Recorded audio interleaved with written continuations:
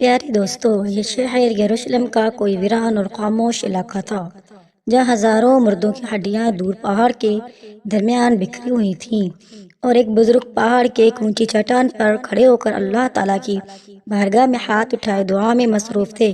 ہر مخلوق اس منظر کو حیرت سے دیکھ رہی تھی کہ اچانک ہواؤں میں خنکی بڑھنے لگی اور میدان میں بکھری ہوئی ہڈیاں آپس میں جڑنے لگی۔ ان بوسیدہ ہڈیوں میں گویا جان آ گئی ہو اور وہ آپس میں جڑنے لگی ہو۔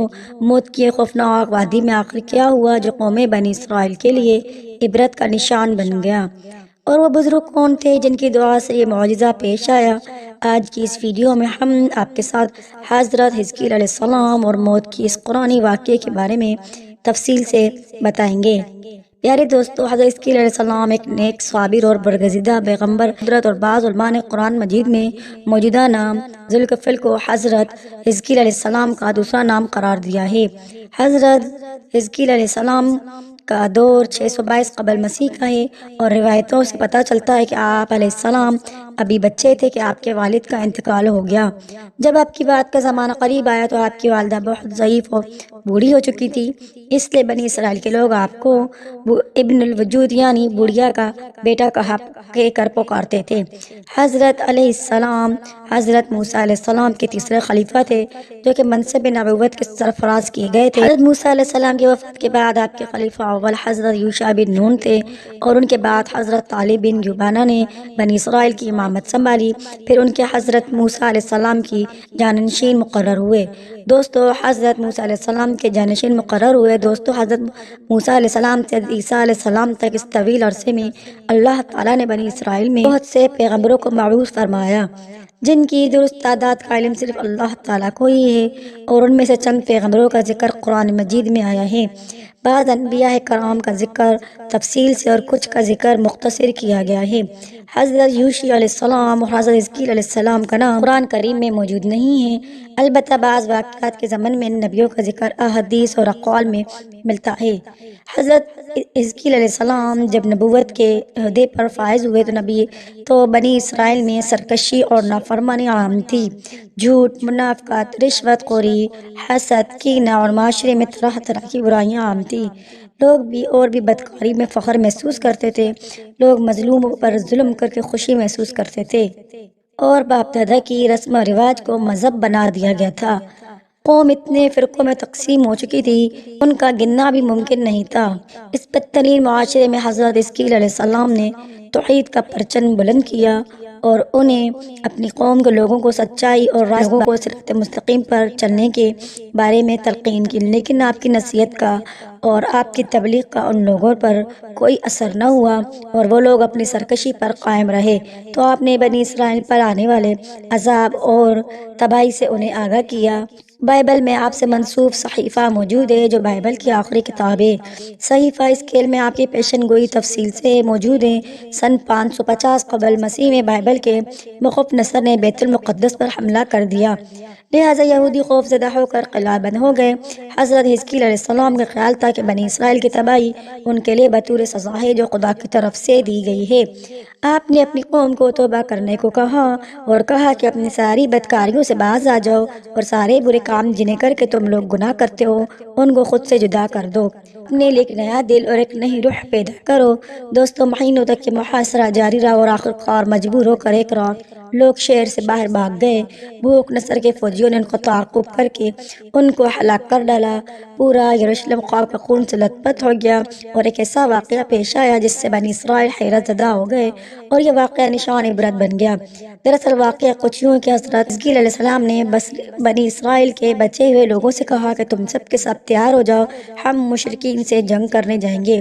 لیکن بنی اسرائیل کے لوگوں نے جنگ کرنے اور جہاد کی بات سنی تو وہ لوگ اپنی جانوں کے خوف سے بھاگ کھڑے ہوئے اور آبادی سے دور وادی میں جا کر قیام پذیر ہوئے، اور دو پہاڑوں کے درمیان انہوں نے اپنا گھر بنائے اور وہاں رہنے لگے۔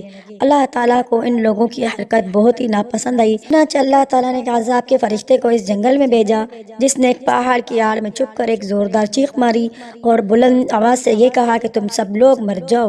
یہ خوفناک چیخ سن کر وہ لوگ سب کے سب وہیں مر گئے، اور جن کی تعداد 70,000 تھی، ان مردوں کی تعداد میں اس قدر زیادہ تھی کہ ان لوگوں کو کفن دفن کا انتظام بھی نہ نصیب ہوا، اور ان مردوں کی لاشیں کھلے میدان میں بے یار و مددگار بغیر کفن کے پڑی رہیں۔ چنانچہ کچھ عرصے کے بعد یہ لاشیں اس طرح پڑی رہنے کی وجہ سے گلنے سڑنے لگی اور ان سے بے انتہا بدبو آنے لگی، جو کہ پورے جنگل اور آس پاس کے اطراف میں پھیل گئی۔ کچھ لوگوں نے ان لاشوں پر رحم کھا کر ہر طرف سے ایک دیوار اٹھا دی تاکہ یہ لاشیں درندوں سے محفوظ رہیں۔ کچھ دنوں کے بعد حضرت حزقیل علیہ السلام اس جنگل میں لاشوں کے پاس سے گزرے، اور جب آپ نے اپنی قوم کے ان 70,000 انسانوں کی اس موت کی ناگہانی اور گور و کفن لاشوں کو دیکھا تو آپ کو بہت دکھ ہوا، اور آپ بہت آبدیدہ ہو گئے، اور اللہ تعالیٰ کی بارگاہ میں دکھ بھرے انداز سے دعا کرنے لگے، اور گڑ گڑا کر اللہ تعالیٰ سے دعا مانگنے لگے کہ یا اللہ، یہ میری قوم کے افراد دے جو اپنی انادانی سے یہ غلطی کر بیٹھے کہ موت کے ڈر سے چھیڑ چھوڑ کر جنگل میں آ گئے۔ یہ سب میرے شہر کے باشندے ہیں، ان لوگوں سے مجھے محبت تھی اور یہ میرے دکھ سکھ کے شریک تھے۔ افسوس کہ میری قوم ہلاک ہو گئی، میں بالکل اکیلا رہ گیا۔ اے میرے رب، یہ وہ قوم تھی جو تیری حمد و ثنا کرتی تھی اور تیری توحید کا اعلان کرتی تھی، وہ تیری کبریائی کا خطبہ پڑھتی تھی، اور جب آپ افسوس دل کے ساتھ دعا میں مصروف تھے کہ اچانک آپ پر وحی نازل ہوئی کہ اے حزقیل علیہ السلام، آپ ان بکھری ہوئی ہڈیوں سے فرما دیجئے، اے ہڈیوں، بے شک اللہ تم کو حکم فرماتا ہے کہ تم اکٹھی ہو جاؤ۔ اور یہ سن کر بکھری ہوئی ہڈیوں میں حرکت پیدا ہوئی، اور ہر آدمی کی ہڈیاں جمع ہو کر ہڈیوں کی ڈھانچوں میں تبدیل ہو گئی۔